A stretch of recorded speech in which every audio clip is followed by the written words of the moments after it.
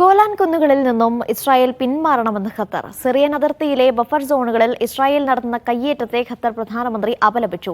സിറിയയ്ക്ക് എല്ലാവിധ സഹായവും അദ്ദേഹം വാഗ്ദാനം ചെയ്തു. ഖത്തർ അമീർ ഉടൻ സിറിയ സന്ദർശിക്കും. സിറിയൻ സന്ദർശനത്തിനിടെ ഡമസ്കസിൽ നടത്തിയ വാർത്താസമ്മേളനത്തിലാണ് ഗോലാൻ കുന്നുകളിലെ ഇസ്രായേൽ അധിനിവേശത്തിനെതിരെ ഖത്തർ പ്രധാനമന്ത്രി രംഗത്തെത്തിയത്. ബഫർ സോണായി UN പ്രഖ്യാപിച്ച മേഖലകളിലേക്ക് ബഷാർ അൽ അസദിന്റെ വീഴ്ചയ്ക്ക് പിന്നാലെ ഇസ്രായേൽ കടന്നുകയറിയിരുന്നു.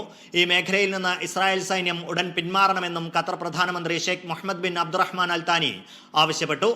സിറിയൻ ഭരണത്തലവൻ അബു മുഹമ്മദ് അൽ ജൂലാനിയുമായി കൂടിക്കാഴ്ച നടത്തിയ അദ്ദേഹം എല്ലാ പിന്തുണയും വാഗ്ദാനം ചെയ്തു. ഊർജ്ജ പ്രതിസന്ധി പരിഹരിക്കാൻ 200 മെഗാവാട്ട് വൈദ്യുതി നൽകും. ക്രമേണ ഇത് ഉയർത്തി രാജ്യത്തിന്റെ 10 കേന്ദ്രങ്ങളിലേക്ക് വൈദ്യുതി എത്തിക്കും. ബഷാർ അൽ അസദ് രാജ്യം വിട്ട ശേഷം സിറിയയിലെത്തുന്ന ഏറ്റവും പ്രധാനപ്പെട്ട രാഷ്ട്ര നേതാവാണ് ഖത്തർ പ്രധാനമന്ത്രി. വൈകാതെ ഖത്തർ അമീർ ഷെയ്ഖ് തമീം ബിൻ അഹമ്മദ് അൽ താനിയും സിറിയ സന്ദർശിക്കും. Media 1 Doha.